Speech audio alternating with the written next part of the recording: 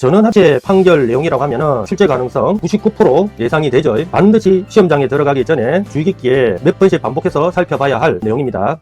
지금부터 2026년 사무선고 대법원 최신 판례 강의를 시작하겠습니다. 자, 1번 판례 보겠습니다. 1번 판례는 모해위정죄 관련 판례인데요. 어마무시한 전원합의체 판결 내용입니다. 전원합의체 판결 내용이라고 하면은 출제 가능성 99% 예상이 되죠.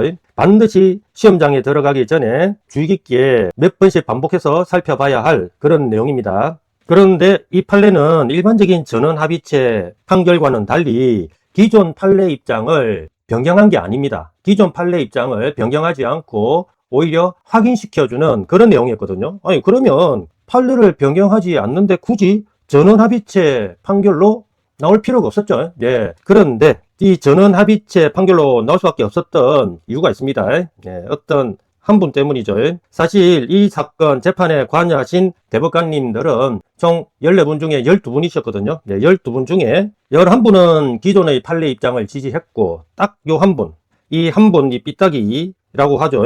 어떤 조직 불문하고 이런 분들 계시지 않습니까? 다 앞으로 전진하는데 나홀로 후퇴 하는 분 계시죠? 이 삐딱이 한 분 때문에 어쩔 수 없이 기존 판례 입장을 변경하지 않으면서 전원합의체로 결론이 도출됐다는 점 아시면 될 것 같고요. 결론적으로 11대 1이었죠. 11 다수 의견이었고 1이 소수 의견이었습니다. 그러면 기존 판례 입장이 변경되지 않았다면 우리가 너무나 잘 알고 있는 결론 내용이었겠네요. 예, 맞습니다. 앞으로 살펴보겠지만은 우리가 100만 5번 이상 본 그런 결론이 나올 겁니다. 근데 결론을 묻는 것은 이 전원합의체 판결에 대한 예의가 아닐 것 같아요. 왜? 너무나 쉬우니까. 그러면 이 판례는 조금 어렵게 구성해서 나올 거라고 예상이 됩니다. 그러면 어떻게 어렵게 나올 수 있느냐? 요 11분 다수 의견의 근거와 이 삐딱이 이 한 분 소수 의견의 근거가 당연히 첨예하게 대립이 되었겠죠. 그래서 어렵게 출제를 한다면 결론은 이미 다 알고 있는 내용일 겁니다. 그래서 결론 자체를 묻기보다는 결론에 관한 근거를 어렵게 물어보는 문제가 출제될 것이라고 생각이 됩니다. 자, 그러면 변경되지 않았다라는 결론의 줄거리부터 살펴보시면 우리가 너무나 잘 알고 있는 내용일 것입니다. 자, 결론 내용은 이러합니다. 갑을이 있는데 이 두 놈들이 사기죄 공소사실로 공범인 공동피고인으로 기소가 됩니다. 우리 줄여서 공공피고인이라고 부르죠.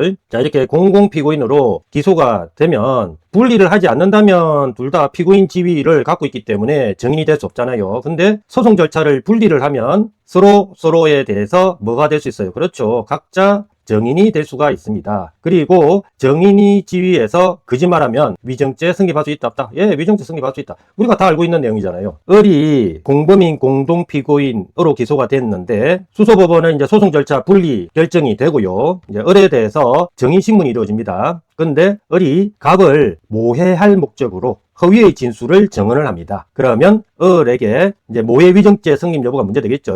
자, 근데 그 전에 당연히 모해위정죄 성립되기 위해서는 을은 정인이 되어야 되지 않습니까? 근데 우리가 다 알고 있듯이 을은 소송 절차가 분리된 이상 정인이 될 수 있다 없다? 예, 정인이 될 수 있고요. 당연히 모해 목적으로 허위 진술했기 때문에 모해위정죄가 성립할 수가 있다. 다 알고 있는 내용입니다. 예, 이 결론은 무지무지 쉽죠. 그래서 아까 말씀드린 바와 같이 이 결론 그 자체만 묻는 그런 문제로 다뤄지지 않을 것 같아요. 이 전원합의체 판결은 좀 어렵게 이렇게 11대 1로 붙었는데 11에 대한 근거와 1에 대한 이 근거의 차이점을 물어볼 것 같습니다. 그래서 아래서 각 그 근거에 대해서 한번 살펴보도록 하겠습니다. 그리고 들어가기 앞서 추가로 팁을 하나 드리자면은 이런 근거의 차이점, 즉 견해의 차이점을 묻는 문제가 출제가 될 때는 반드시 우리가 취해야 되는 견해 하나를 확고히 가지고 있어야 된다고 했죠. 그래야지 반대 견해가 아무리 들이대어도 헷갈리지가 않고 쉽게 문제를 풀 수가 있는 것입니다. 그러면 당연히 두 근거, 즉 이 두 견해 중에 우리가 취해야 될 견해가 뭐겠습니까? 당연히 삐딱이 견해가 아니겠죠. 이 11분 대법관님들의 다수 견해입니다. 이 입장을 우리들의 입장으로 알고 확고히 가지고 계시고 아래서 여러 가지 내용들 한번 살펴보면은 이 판례 역시 쉽게 이해될 수 있다라는 점 아시게 될 겁니다. 자, 판례 서두 부분은 방금 말씀드린 변경되지 않은 기존의 판례 입장이죠. 다 알고 있지만은 한번 확인 차원에서 보겠습니다. 공공피고인은 당연히 해당 소송 절차에서는 형식적으로 피고인으로 기소가 되어 있지 않습니까? 그러니 피고인 지위에 있어 다른 공동피고인에 대한 공소사실에 관하여 증인이 될 수가 없죠. 이거는 너무나 논리적으로 명확합니다. 피고인이 어떻게 제3자인 증인이 됩니까? 말도 안 되지. 하지만 이렇게 소송 절차가 분리가 돼버린다면 공범인 공동피고인들이 같은 사람은 아니지 않습니까? 그래서 절차가 이렇게 분리가 딱 돼버리면 증인이 될 수가 있죠. 기존의 판례 입장 그대로입니다. 현재 법리라고 떡하이 이렇게 서술을 해두셨네요. 따라서 분리가 돼버리면 위정죄 주체와 관련하여 공공피고인이 다른 공동피고인에 대한 공소사실에 관하여 증인적격이 있다 없다. 당연히 증인적격이 있죠. 현재 법리는 타당 유지되어야 한다. 요게 결론입니다. 따라서 공범인 공동피고인이었던 자가 소송 절차 분리된 상태에서 증인의 지위에서 거짓말을 하면은 위정죄가 성립한다라는 사실, 우리가 너무나 잘 알고 있는 내용 아닙니까? 이제 앞으로 그 근거에 대해서 한번 살펴보겠습니다. 이 앞으로 보게 될 이 근거는 우리들의 견해입니다. 그래서 남의 견해가 아니라 우리들의 견해니까 너무나 잘 알고 있어야 되겠죠. 그런 마인드로 보시면은 아무리 삐딱이 소수견해가 치고 들어와도 절대 헷갈리지 않을 겁니다. 그러면 그 11분 대법관님들의 견해, 즉 우리들의 견해를 한번 살펴보겠습니다. 자, 내용은 정인의 일반 개념을 서술한 것이죠. 정인이란 나 아닌 사람, 제3자죠 뭐. 과거에 경험한 사실을 진술하는 제3자를 말한다. 너무나 잘 알고 있는 내용이죠. 이것도 한 개의 지문으로 출제될 가능성은 있죠. 형소법 146조 다 아는 내용이고 법률에 다른 규정이 없는 한 해당 사건의 당사자인 피고인은 절대로 never 증인이 될 수 없죠. 개념적으로 증인이 될 수 없습니다. 너무나 잘 알고 있는 내용입니다. 그 피고인을 제외한 제3자는 everybody, 누구나 정윤이 증인이 될 수 있죠. 당연한 소리를 중언부언 서술을 하신 것 같아요. 따라서 공공피고인이라 하더라도 소송 절차가 분리가 되면은 피고인 지위에서 벗어나지 않습니까? 당연히 피고인 지위에 있지 않으므로 증인이 될 수 있다. 너무나 당연한 당근 지문 내용이었습니다. 결국 우리들 입장의 핵심은 이거죠. 공공피고인이라 하더라도 소송 절차 분리되면 증인이 될 수가 있다. 이게 우리들 입장의 핵심입니다. 이 핵심 내용만 까먹지 않으면은 절대 헷갈리지 않고 어떠한 견해 대립, 근거 대립 문제가 나와도 쉽게 풀 수가 있을 겁니다. 계속해서 나번 내용 보겠습니다. 결국 증인이 될 수 있다라는 추가 근거겠죠. 자, 거창하게 헌법까지 나왔습니다. 헌법상 자기부재 거부 특권 보장하고 있죠. 이게 피고인 입장에서는 이제 진술 거부권이 되는 것이고 증인 입장에서는 증언 거부권이 되는 것입니다. 이미 다 아는 이야기를 이렇게 재강조를 해두셨네요. 형소법 148조 이 조문이야 100만 5번 이상 봤으니까 그냥 넘어가고, 자, 이렇게 증언 거부권 보장을 위해서 형소법 160조는 자, 재판장 이렇게 하도록 규정하고 있죠.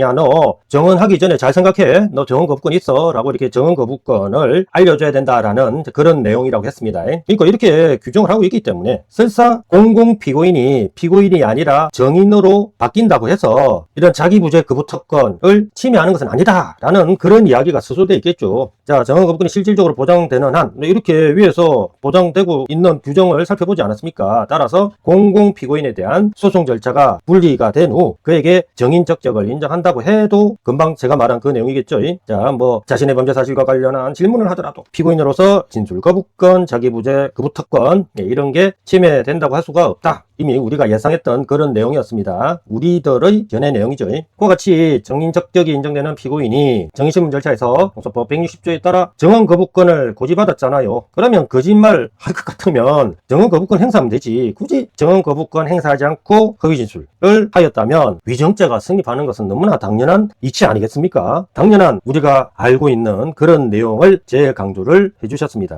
이와 관련하여 대법원은 자기부재 거부 특권에 관한 것이거나 그 밖에 증언 거부 사유가 있는데도 증인이 증언 거부권을 고지받지 못해요. 자, 이거 누구 잘못입니까? 그렇죠. 이거는 판사, 배더죠. 판사가 배더다. 그래서 원칙적으로 이렇게 증언 거부권 고지받지 못한 상태에서 이 증인이 거짓말을 한다고 해도 위전죄 성립 부정한다고 했죠. 이제 이런 근거로서 말입니다. 증언 거부권을 행사하는데 당연히 사실상 장애가 초래된 거죠. 그러니까 이런 경우에는 판사가 배더지 이 증인이 배더가 아니다라고 평가를 해서 우리 위정죄 성립 부정한다라고 배웠습니까? 안 배웠습니까? 형법에서 너무 지나치게 많이 배웠죠. 물론 아주 예외적으로 사실상 장애가 초래되지 않은 경우가 있긴 있었죠. 있었죠. 그런 경우라면은 이제 위증죄 성립하는 경우가 있었는데, 대부분은 정언거부권 고지받지 못한 것은 판사 대드니까 정언거부권 행사하는데 사실상 장애가 있다고 보는 거죠. 그래서 대부분은 위증죄 성립을 부정하는 것입니다. 이제 그런 내용을 재차 확인하는 판시 내용이었습니다. 따라서 재판 실무도 정인에게 정언거부권을 분명하고 알기 쉽게 고지하는 쪽으로 이렇게 발전돼 왔다라고 언급하고 있는 거고요. 별로 중요한 내용은 아닙니다. 이러한 재판 실무까지 고려하면 결론, 우리가 다 알고 있는 그 핵심 결론입니다. 이렇게 소송 절차 분리를 전제로 공공 피고인에게 정인적격 인정하는 것이 타당하다라는 거겠죠. 인정하는 것이 타당함으로 바로 형사상 자기에게 불리한 진술을 강요당하지 않을 권리를 침해하는 결과라고 볼 수 있습니까? 그렇지 않죠. 침해하는 결과로 이어진다고 볼 수 없다. 예. 그러니까 분리되면 공공 피고인은 정인이 되고, 거짓말하면 위증죄가 성립한다. 우리가 알고 있는 그 핵심 그대로의 내용입니다. 이어서 답안 내용 살펴보겠습니다. 정언거부권 행사가 당연히 정인의 정언거부권이겠죠. 정인의 정언거부권 행사가 자기 범죄 사실에 대한 유죄 암시로 받아들여질 수 있겠습니다. 그죠? 받아들여질 수 있다는 점에서 현실적으로 정언거부권 행사가 곤란할 것이라는 우려가 생길 수도 있을 것 같아요. 근데 이 우려는 누구의 우려겠습니까? 우리들은 공공피고인 소송 절차 분리시켜서 정인으로 만들어서 정인신문하자라는 그런 입장이잖아요. 그러면 정인의 정언거부권 행사가 곤란할 것이다 라는 이 우려는 우리는 하지 않겠죠. 어차피 우리는 정인으로 만들어서 정인신문하겠다는 입장이니까. 이런 우려는 공공피고인, 피고인 그대로 놔둬야지 정인으로 만들면 안 된다라는 입장에서 우려를 강조를 하겠죠. 이 우려는 우리들 입장이 아니라 삐딱이의 입장입니다. 어찌 보면은 타당성이 있어요. 근데 이게 이러한 우려가 반드시 그 공공피고인을 정인화시켜서 발생하는 그런 우려냐, 아니면 이런 우려는 기존 피고인의 경우에도 그대로 존재하는 우려냐, 이제 그런 문제가 남을 겁니다. 이런 삐딱이의 우려에 대해서 우리는 반박을 할 겁니다. 입닥쳐라 할 겁니다. 이런 우려가 있다. 그건 사실입니다. 그죠? 네. 근데 이 우려가 반드시 공공피고인을 정인화 시켰기 때문에 발생하는 우려는 아니다라는 점을 우리들의 입장으로서 반박할 겁니다. 한번 보죠. 정인신문이 아닌 피고인신문 등 공공피고인을 분리하지 않으면 그 공공피고인에 대해서는 피고인신문을 하겠죠. 근데 피고인신문 할 때도 이런 우려 비슷한 상황은 생긴다 이겁니다. 한번 볼까요? 피고인신문 등 재판 절차 다른 국면에서 피고인 진술거부권 행사에서 침묵할 수 있잖아요. 이게 정인으로서 정인 거부하는 상황하고 비슷하지 않습니까? 예, 비슷합니다. 그러면 침묵을 하게 되면 법관 입장에서는 저 자식 저거 자신의 유죄를 숨기고 있군, 이런 심정을 가질 수도 있죠. 예, 유죄의 심정이 생길 수 있다라는 이 우려도 있단 말입니다. 그러니까 네 삐딱이 네가 생각하는 이 우려하고 지금 기존 공공피고인을 피고인신문 했을 때 발생할 수 있는 이 우려 별반 차이가 없죠. 예, 별반 차이가 없습니다. 그래서 이 우려는 반드시 공공피고인을 정인으로 만들었기 때문에 발생하는 우려가 될 수가 없다. 그러니까 너 입 닥쳐라 라는 그런 것입니다. 본질적으로 다르지 않죠. 예, 이게 우리들의 입장입니다. 삐딱이 너 입 닥쳐 라고 하는 그런 소리죠. 그리고 삐딱이가 주장하듯이 정언거부권 행사가 유죄 암시로 받아들여질 수 있다, 이 말 자체도 말이 안 되는 소리죠. 왜냐면은 유죄, 무죄의 판단은 증거재판조에 따라서 증거가 결정하는 것이지 단순히 정언거부권을 행사한다고 유죄로 결정되고 지금 정언거부권 불행사한다고 무죄로 결정되고 그럽니까? 그렇지 않죠. 이제 그런 이야기를 이 의회 서술하고 있는 것 같아요. 형사재판에서 유죄 인정은 법관으로 하여금 합리적인 의심을 할 여지가 없을 정도로 단골로 나오는 문구죠. 공소사실이 진실한 것이라는 확신을 가지게 하는 증명력이 있는, 그렇죠, 이 증거에 의해야 하고, 이러한 정도 심정을 형성하게 하는 증거가 없다면 피고인에게 유죄 의심이 간다 하더라도 피고인의 이익으로 무죄로 판단할 수밖에 없죠. 유죄, 무죄 판단에 관한 이런 법칙이 있는데 무슨 정언거부권 행사한다고 유죄 암시로 받아들여질 수 있다 이 소리 하냐, 입 닥쳐라, 이제 이렇게 반박을 하는 겁니다.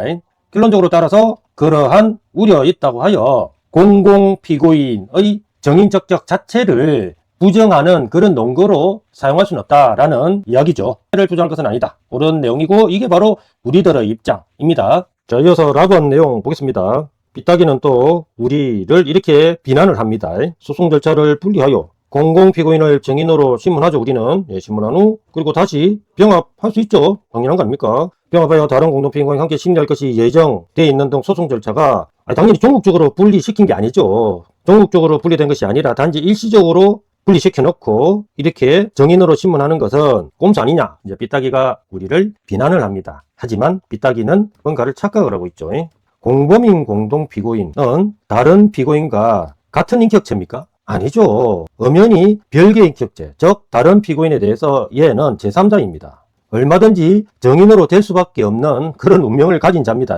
다만 지금 검사가 소송 경제 등 여러 가지 목적을 고려해서 공범인 공동 피고인으로 기소를 했을 뿐이죠. 얼마든지 언제든지 제3자로서 정인 신문을 할 수 있는 그런 자란 말입니다. 얘는. 자, 그런데 이걸 두고 야, 이거는 종국적으로 분리한 게 아니라 일시적으로 분리를 했다고 우리를 비난하는 것은 공범인 공동 피고인을 다른 피고인과 동일한 인격죄로 보는 그런 착각을 했다라고 볼 수밖에 없죠. 정말 바보 같은 비난이죠. 그래서 결과적으로 뭐 이렇게 일시적으로 분리되었을 뿐인 경우라고 하여 공 피고인의 정인적격을 달리 볼 수 없다. 중인적격 인정하는 거랑 종국적으로 분리하는 거, 일시적으로 분리하는 거는 전혀 상관이 없다. 이 소리죠. 당연한 내용입니다. 그리고 소송 절차 병합 분리는 원래 누구 마음대로예요? 그 사건을 재판하는 수소법원의 재량, 수소법원 마음대로죠. 그러니까 삐딱이 니가 야 이거는 전국적으로 분리한 게 아니라 일시적으로 분리를 하고 공공피고인을 정인으로 신문하는 것은 꼼수다 라고 비난하는 것은 이런 병합 분리에 대해서 법원 재량 부정하는 거하고 똑같다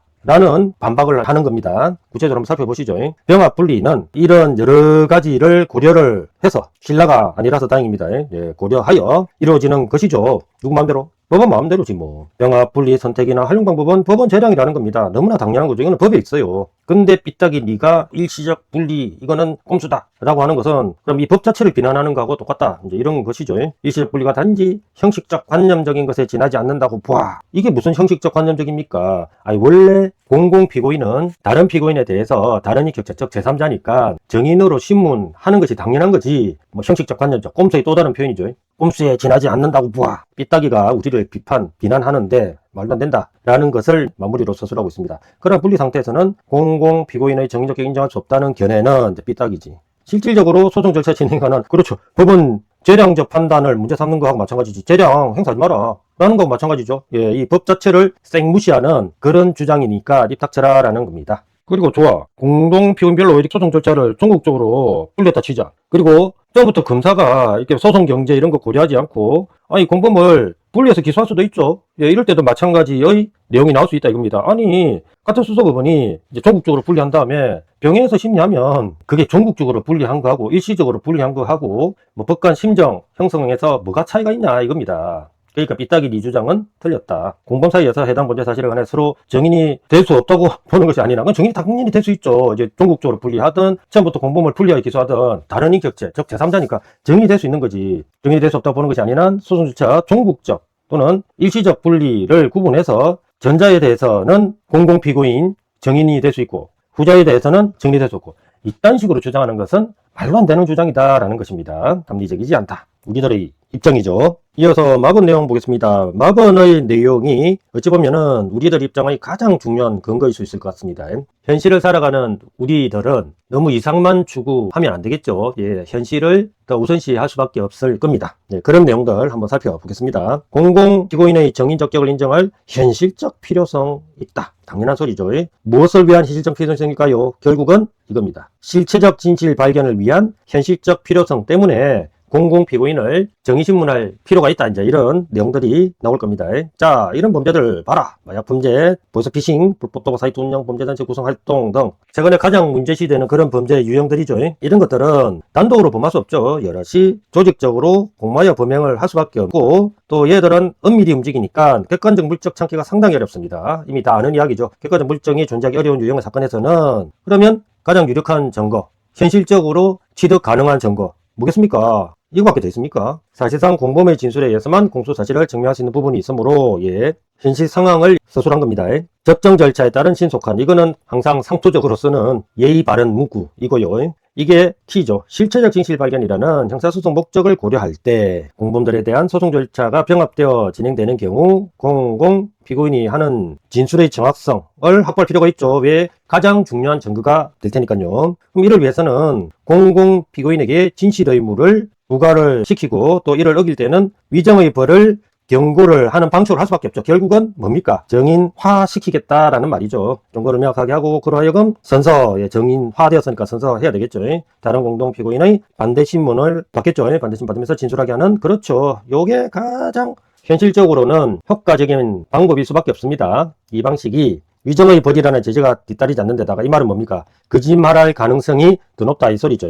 진술 거부권으로 인하여 다른 공동 피고인의 반대 신문. 뭐니 실질적으로 보장되기 어려울 수 있죠. 피고인 신문 방식에서는 진술 거부권을 피고인이 행사해버리면은 피고인 신문 어떻게 합니까? 따라서 실체적 진실 발견을 위해서는 피고인 신문 방식보다 정인 신문 방식이 더 적합하니 공범인 공동 피고인을 분리해서 정인 신문하는 것이 더 바람직하다라는 취지죠. 그리고 우리 형소법은 이런 피고인에 대해서 다른 공동 피고인이 신문할 수 있는 권리가 있다라고 규정한 것이 없죠. 따라서 실체 진실 발견을 위해서는 이런 피고인에 대해서 다른 공동 피고인이 질문하고 또 그 답변을 듣는 과정이 필요한데 그런 과정 자체가 진행되기가 어렵다 이겁니다. 명문 규정이 없다 보니까. 따라서 결론적으로 실체 진실 발견을 위해서는 피고인 신문 방식보다 정인 신문 방식이 더 적합하다라는 점을 재강조하고 있죠. 또한 피고인 신문의 취지만 봐서도 실체 진실 발견을 위해서는 피고인 신문 방식보다 정인 신문 방식이 더 우월하다라는 것을 서술하고 있습니다. 피고인 신문의 취지는 야 피고인 너가 옛날에 경험한 사실에 대해서 묻고 그에 대한 답변을 듣기 위한 것이 아니다라는 것이죠.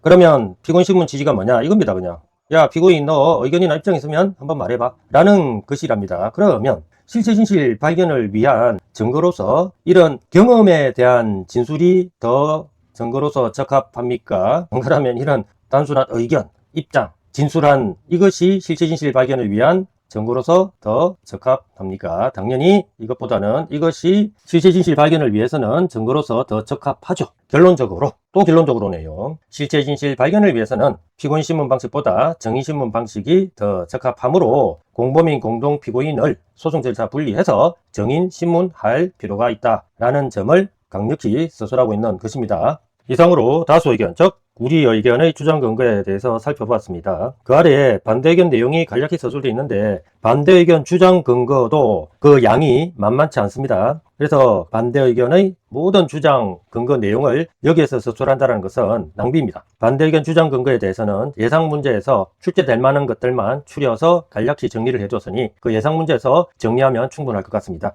여기서는 그냥 반대 의견의 키워드 하나만 체크하고 가시면 될 것 같아요. 반대 의견 키워드가 뭐였죠? 이거였죠. 일시적. 이게 반대 의견의 핵심 키워드였습니다. 이거 하나만 체크하고 다음으로 넘어가겠습니다. 자, 이번에서는 이 판례의 구체적 사례 내용을 살펴보겠습니다. 갑이 운영하는 건설회사 공무부장으로 근무하던 피고인 이놈이 아까 언급했던 을이라는 놈입니다. 두 사람들이 공범인 공동 피고인으로 기소가 된 게 문제였죠. 근데 이 두 사람이 이런 혐의의 공소사실로 회사 운영자 갑과 공범으로 함께 기소라는 말이 있네요. 그래서 결국은 피고인 을은 갑에 대해서 공공 피고인이 이렇게 된 것입니다. 근데 뭐 공소사실 내용은 이 판례의 핵심이 아니므로 스킵하면 되겠습니다. 구체적으로 보면 이 공동 피고인 갑에 대한 정인으로 정언함에 있어 그냥은 안 되겠죠. 분리를 해야죠. 사실은 갑으로부터 현장사실 조작하는 지시를 받지 않았는데도 그 같은 지시를 받았다는 등 갑이 범행에 가담했던 취지로 거짓말했네요. 허위의 진술을 함으로써 게다가 갑을 모해할 목적까지 있었답니다. 그러면 모해 위정죄 성립 여부가 문제가 되는 경우라고 했죠. 모해목적으로 위정했다는 내용으로 기소되었는데 모해 위정죄 주체가 되려면은 당연히 정인이 되어야 되는데 이 상태, 그러니까 분리되지 않은 상태에서는 을은 공공 피고인이므로 정인이 될 수가 없죠. 자, 그런 내용들이 서술됐을 겁니다. 공공 피고인은 해당 소송 절차에서는 피고인이잖아요. 그래서 형식적으로 피고인 지위에 있어 다른 공동 피고인에 대한 공소사실에 관하여 당연히 정인이 될 수 없으나 맞습니다. 하지만 방법이 있었죠. 이렇게 소송 절차 분리하면 된다겠습니다. 소송 절차가 분리되어 피고인 지위에서 벗어나게 되면 그 을은 정인이 될 수 있죠. 우리의 입장입니다. 정인이 될 수 있다고 판시한 대법원의 현재 법리는 변경 안 되었습니다. 타당하여 유지되어야 하므로 확인했습니다. 같은 취지에서 피고인과 을이죠. 을과 갑에 대한 소송 절차가 분리되었네요. 분리된 상태에서 피고인 을이 갑에 대한 공소사실에 관하여 정언하였음을 전제로 피고인 을이죠. 을이 갑을 모해할 목적까지 있었으니까 허위 진술을 하였다면 모해 위정죄가 성립한다 라는 것이 이 판례의 최종 아름다운 결론이었습니다.